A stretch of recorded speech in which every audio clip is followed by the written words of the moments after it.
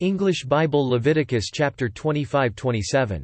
The Lord said to Moses on Mount Sinai, "Speak to the Israelites and say to them, when you enter the land I am going to give you, the land itself must observe a Sabbath to the Lord. For 6 years sow your fields, and for 6 years prune your vineyards and gather their crops. But in the 7th year the land is to have a Sabbath of rest, a Sabbath to the Lord. Do not sow your fields or prune your vineyards. Do not reap what grows of itself or harvest the grapes of your untended vines. The land is to have a year of rest.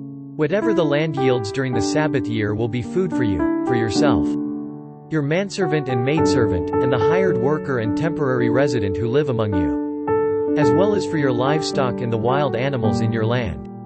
Whatever the land produces may be eaten. Count off 7 Sabbaths of years, 7 times 7 years, so that the 7 Sabbaths of years amount to a period of 49 years.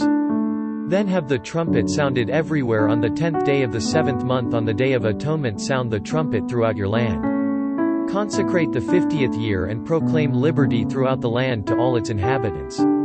It shall be a jubilee for you. Each one of you is to return to his family property and each to his own clan.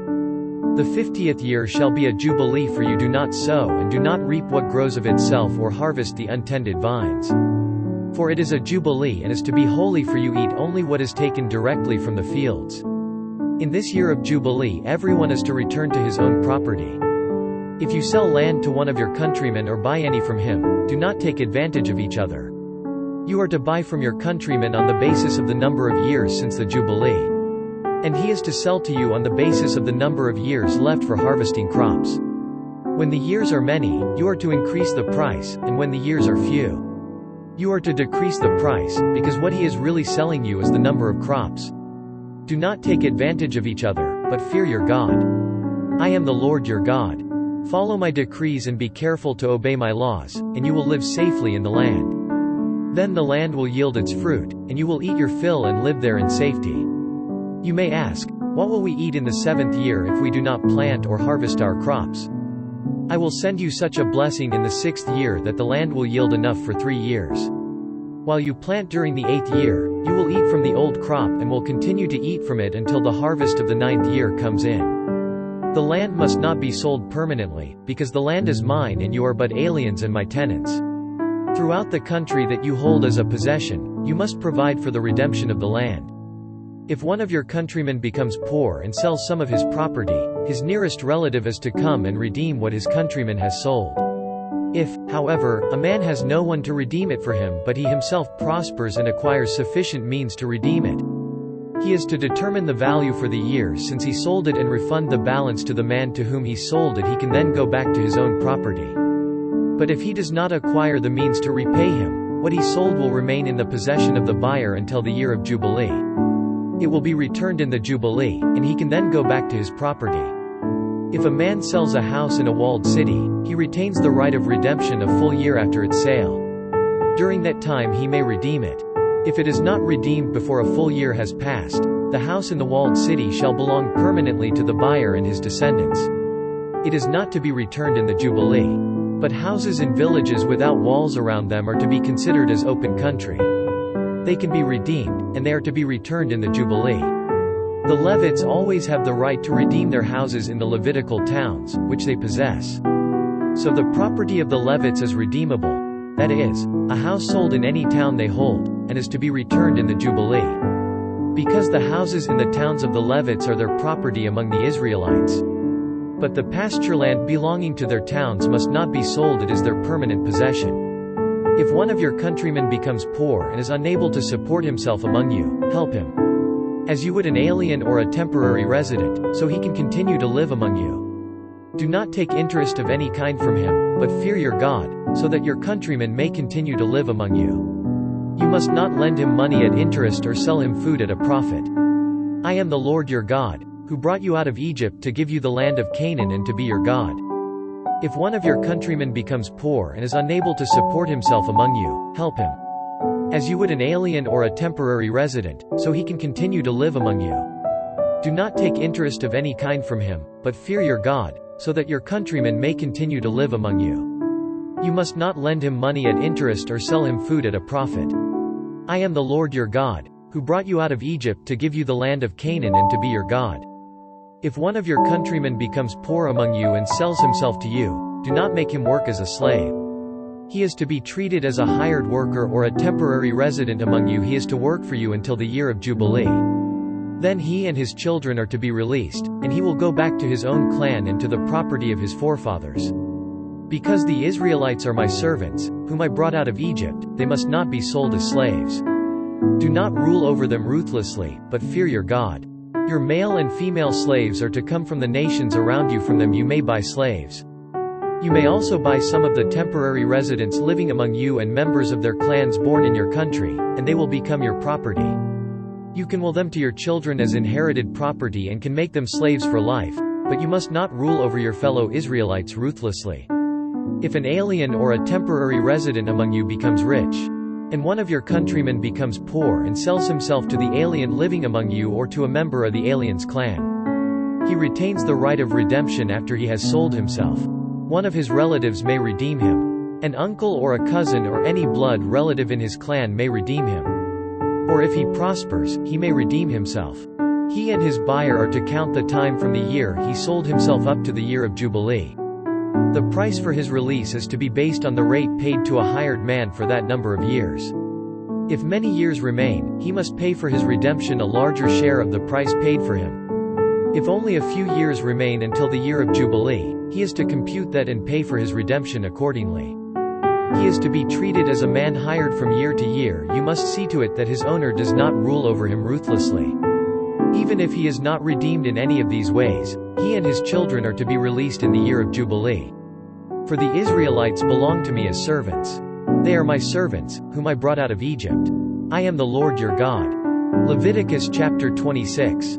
Do not make idols or set up an image or a sacred stone for yourselves, and do not place a carved stone in your land to bow down before it.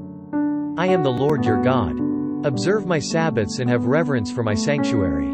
I am the Lord. If you follow my decrees and are careful to obey my commands, I will send you rain in its season, and the ground will yield its crops and the trees of the field their fruit. Your threshing will continue until grape harvest, and the grape harvest will continue until planting. And you will eat all the food you want and live in safety in your land. I will grant peace in the land, and you will lie down and no one will make you afraid. I will remove savage beasts from the land, and the sword will not pass through your country. You will pursue your enemies, and they will fall by the sword before you. 5 of you will chase 100, and 100 of you will chase 10,000, and your enemies will fall by the sword before you. I will look on you with favor and make you fruitful and increase your numbers, and I will keep my covenant with you. You will still be eating last year's harvest when you will have to move it out to make room for the new. I will put my dwelling place among you, and I will not abhor you. I will walk among you and be your God, and you will be my people. I am the Lord your God, who brought you out of Egypt so that you would no longer be slaves to the Egyptians. I broke the bars of your yoke and enabled you to walk with heads held high. But if you will not listen to me and carry out all these commands, and if you reject my decrees and abhor my laws and fail to carry out all my commands and so violate my covenant, then I will do this to you. I will bring upon you sudden terror, wasting diseases and fever that will destroy your sight and drain away your life. You will plant seed in vain, because your enemies will eat it. I will set my face against you so that you will be defeated by your enemies. Those who hate you will rule over you, and you will flee even when no one is pursuing you. If after all this you will not listen to me, I will punish you for your sins 7 times over. I will break down your stubborn pride and make the sky above you like iron and the ground beneath you like bronze. Your strength will be spent in vain, because your soil will not yield its crops, nor will the trees of the land yield their fruit. If you remain hostile toward me and refuse to listen to me, I will multiply your afflictions 7 times over, as your sins deserve. I will send wild animals against you, and they will rob you of your children. Destroy your cattle and make you so few in number that your roads will be deserted. If in spite of these things you do not accept my correction but continue to be hostile toward me, I myself will be hostile toward you and will afflict you for your sins 7 times over. And I will bring the sword upon you to avenge the breaking of the covenant. When you withdraw into your cities, I will send a plague among you, and you will be given into enemy hands.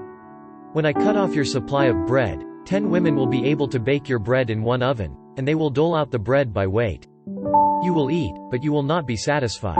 If in spite of this you still do not listen to me but continue to be hostile toward me, then in my anger I will be hostile toward you, and I myself will punish you for your sins 7 times over.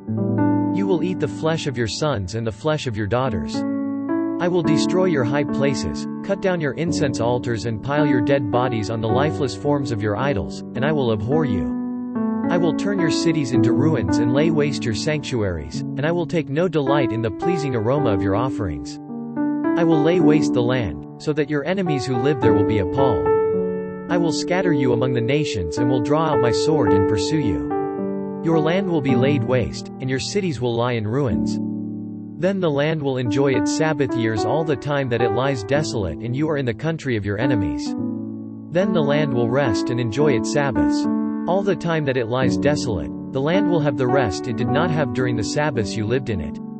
As for those of you who are left, I will make their hearts so fearful in the lands of their enemies, that the sound of a wind-blown leaf will put them to flight.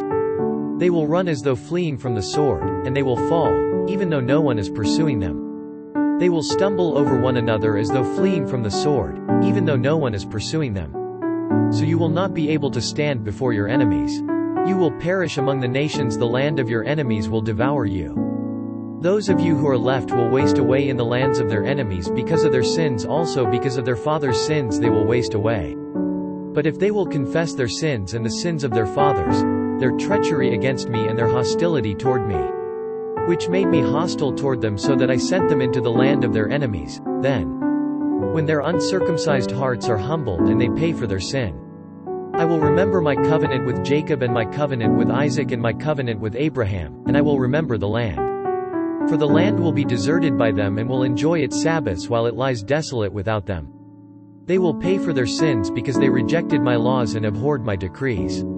Yet in spite of this, when they are in the land of their enemies, I will not reject them or abhor them so as to destroy them completely, breaking my covenant with them. I am the Lord their God. But for their sake I will remember the covenant with their ancestors whom I brought out of Egypt in the sight of the nations to be their God. I am the Lord. These are the decrees, the laws and the regulations that the Lord established on Mount Sinai between himself and the Israelites through Moses. Leviticus chapter 27. The Lord said to Moses, "Speak to the Israelites and say to them, if anyone makes a special vow to dedicate persons to the Lord by giving equivalent values, set the value of a male between the ages of 20 and 60 at 50 shekels of silver, according to the sanctuary shekel. And if it is a female, set her value at 30 shekels.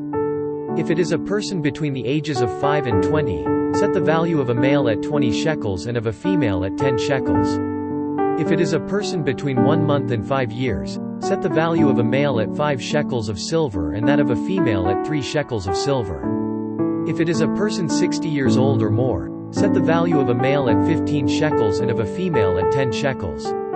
If anyone making the vow is too poor to pay the specified amount, he is to present the person to the priest, who will set the value for him according to what the man making the vow can afford. If what he vowed is an animal that is acceptable as an offering to the Lord, such an animal given to the Lord becomes holy. He must not exchange it or substitute a good one for a bad one, or a bad one for a good one. If he should substitute one animal for another, both it and the substitute become holy. If what he vowed is a ceremonially unclean animal, one that is not acceptable as an offering to the Lord, the animal must be presented to the priest, who will judge its quality as good or bad. Whatever value the priest then sets, that is what it will be. If the owner wishes to redeem the animal, he must add a fifth to its value. If a man dedicates his house as something holy to the Lord, the priest will judge its quality as good or bad. Whatever value the priest then sets, so it will remain. If the man who dedicates his house redeems it, he must add a fifth to its value, and the house will again become his. If a man dedicates to the Lord part of his family land, its value is to be set according to the amount of seed required for it, 50 shekels of silver to a homer of barley seed. If he dedicates his field during the year of Jubilee, the value that has been set remains. But if he dedicates his field after the Jubilee, the priest will determine the value according to the number of years that remain until the next year of Jubilee, and its set value will be reduced. If the man who dedicates the field wishes to redeem it, he must add a fifth to its value, and the field will again become his. If, however, he does not redeem the field, or if he has sold it to someone else, it can never be redeemed. When the field is released in the Jubilee, it will become holy. Like a field devoted to the Lord, it will become the property of the priests. If a man dedicates to the Lord a field he has bought, which is not part of his family land, the priest will determine its value up to the year of Jubilee, and the man must pay its value on that day as something holy to the Lord. In the year of Jubilee, the field will revert to the person from whom he bought it, the one whose land it was. Every value is to be set according to the sanctuary shekel, 20 gerahs to the shekel. No one, however, may dedicate the firstborn of an animal, since the firstborn already belongs to the Lord. Whether an ox or a sheep, it is the Lord's. If it is one of the unclean animals, he may buy it back at its set value, adding a fifth of the value to it. If he does not redeem it, it is to be sold at its set value. But nothing that a man owns and devotes to the Lord, whether man or animal or family land, may be sold or redeemed. Everything so devoted is most holy to the Lord. No person devoted to destruction may be ransomed, he must be put to death. A tithe of everything from the land, whether grain from the soil or fruit from the trees, belongs to the Lord, it is holy to the Lord. If a man redeems any of his tithe, he must add a fifth of the value to it. The entire tithe of the herd and flock, every 10th animal that passes under the shepherd's rod, will be holy to the Lord. He must not pick out the good from the bad or make any substitution. If he does make a substitution, both the animal and its substitute become holy and cannot be redeemed. These are the commands the Lord gave Moses on Mount Sinai for the Israelites.